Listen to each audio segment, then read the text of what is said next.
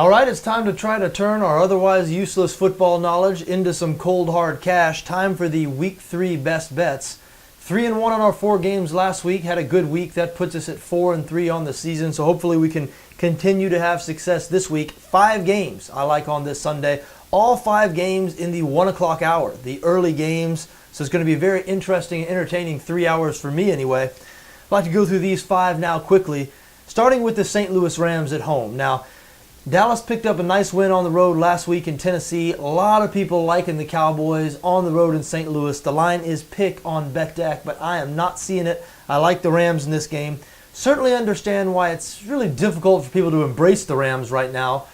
They're an ugly team, especially on offense. I mean, Sam Bradford's injury obviously set this offense back.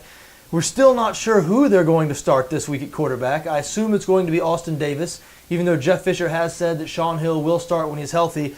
But I don't think it's going to matter. St. Louis, we saw last week when they beat Tampa on the road, they sort of returned to what they do. I don't know about what they do best, not when Bradford's healthy, but certainly what they do best at this time, and really Jeff Fisher football. That is running the ball and playing defense.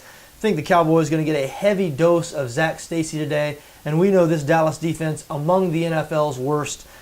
So listen, I like St. Louis to pull the win today at home. I almost said pull the upset because even though the line is pick 'em, it feels like a little bit of an upset because so many people are liking the Cowboys. But I do like the Rams to get the job done today at home.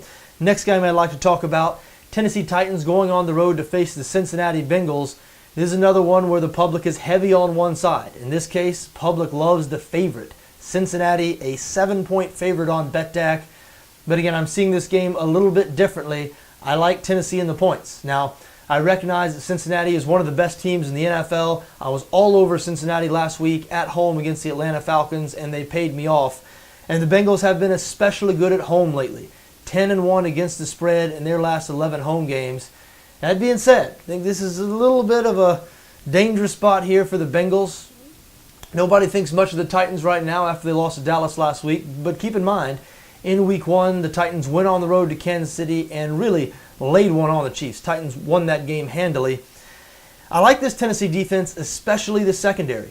And A.J. Green, the best player on the Cincinnati offense, iffy for this game, still dealing with that foot injury. As a matter of fact, the Bengals might be without their best players on both sides of the ball, as linebacker Vontaze Burfict, who might be the best player on that great Cincinnati defense, will miss this game with concussion symptoms.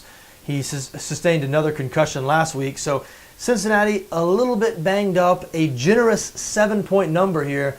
You know, I'd probably bet on the Bengals winning this game, but I don't know, 7 points feels like a bit much to me. Wouldn't surprise me if Cincinnati won here, but by less than 7. I think Tennessee is a good-looking bet on the road as a 7-point dog. I am on the Titans. Next game I'd like to talk about, I'm with the public on this one. Minnesota Vikings going on the road to face the New Orleans Saints. New Orleans a 10.5-point favorite on BETDAQ. You might have trouble laying a double-digit number. Certainly, I'm never comfortable laying double-digit numbers. There's so many ways the underdog could cover. In this case, though, I am laying the double-digit number. I like the Saints to really name the score against the Minnesota Vikings. Minnesota played so poorly last week. The Adrian Peterson situation obviously hanging over the team's head. You know, Peterson, a very popular guy in that Minnesota locker room. And I think the vast majority of NFL players, not only players on the Vikings, but the vast majority of NFL players simply don't think Peterson did anything wrong. So I'm not sure the fact that the Vikings made the decision to suspend Peterson indefinitely, I'm not sure how well this is going to go over inside the locker room. Especially, not only is he a well-liked guy, but he's the best player on the team. So not having him just hurts the chances of the football team winning games. I'm betting that a lot of players aren't too happy about that. I think this might be a sort of a locker room loser, the decision to cut Adrian Peterson. I think for the remainder of the season, the Vikings are going to be an absolute disaster, starting this week on the road in New Orleans. We know all about the Saints at home. Saints, of course, been very disappointing this season, 0-2, so they're in a must-win situation. They're the best team in the NFL when they're at home. The Saints 20-5 against the spread in their last 25 home games, despite being favored in 23 of those games. Just think about that.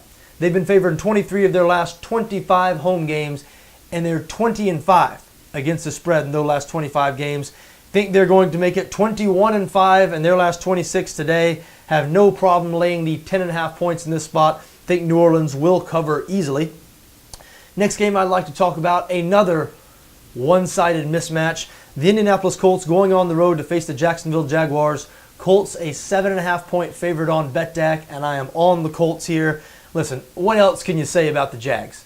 As great as New Orleans is at home, the Jags are just as bad at home. Jags have only covered 3 times in their last 16 home games, despite being underdogs in, wait for it, every one of those games. That's right, this is the 30th straight game that Jacksonville has been an underdog. And they're still just a toxic team to back. Their last 23 games overall, again, despite being underdogs in every one of these games, in their last 23 games, Jacksonville just 6-17 against the spread.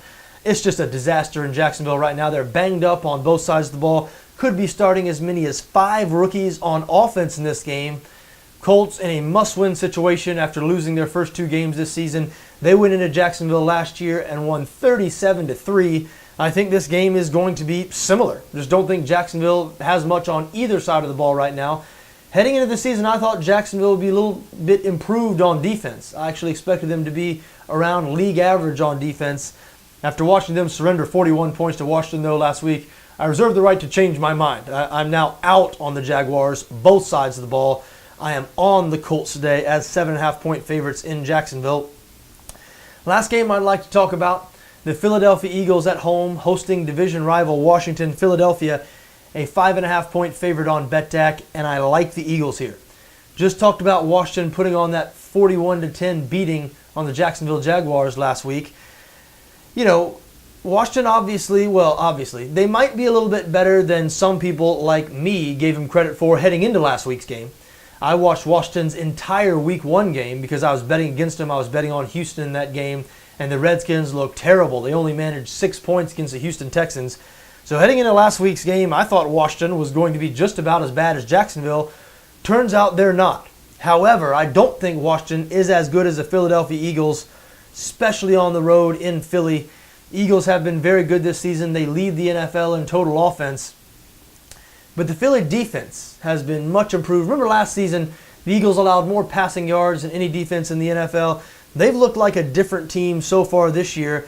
Washington is starting a backup quarterback in Kirk Cousins. Now, not sure how much of a difference that's going to make because I'm not sure how much of a difference there is between Cousins and Robert Griffin III at this point. But for what it's worth, Cousins, very limited experience. He is a backup. Just don't think the Redskins are going to be able to keep pace on the road in Philly this week. I do like the Eagles to cover the 5.5.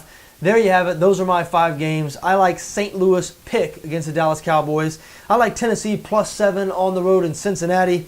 I like New Orleans minus 10.5 at home against the Minnesota Vikings. Indianapolis minus 7.5 on the road in Jacksonville. And Philadelphia minus 5.5 at home against the Washington Redskins. Hey, I wish you best of luck in whatever you decide to do this week, just so long as your interests don't conflict with my interests.